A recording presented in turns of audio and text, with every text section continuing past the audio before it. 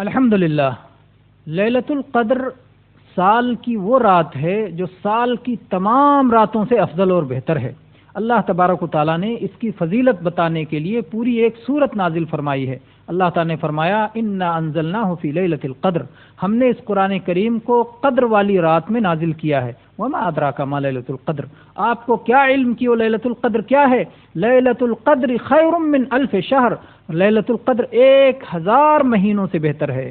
عرب کے یہاں 1000 کی گنتی سب سے بڑی گنتی تھی، اور وہ جب کوئی چیز بہت بہت بڑی تعداد میں بتانا چاہتے تھے تو 1000 کی گنتی استعمال کرتے تھے، یعنی یہ رات بہت بہت بہت زیادہ مہینوں سے بہتر ہے، بہتر رات ہے، تو یہ بہت فضیلت والی رات ہے۔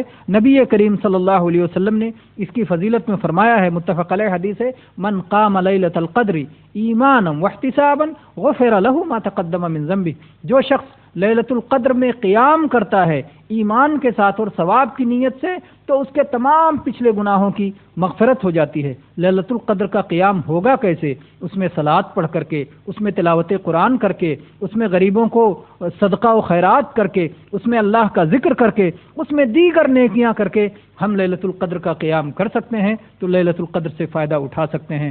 اللہ تبارک و تعالی ہمیں اس کی توفیق عطا فرمائے اور اسے ہم سے قبول فرمائے۔ آمین۔ وآخر دعوانا ان الحمد للہ رب العالمین، وصلی اللہ علی نبینا وسلم۔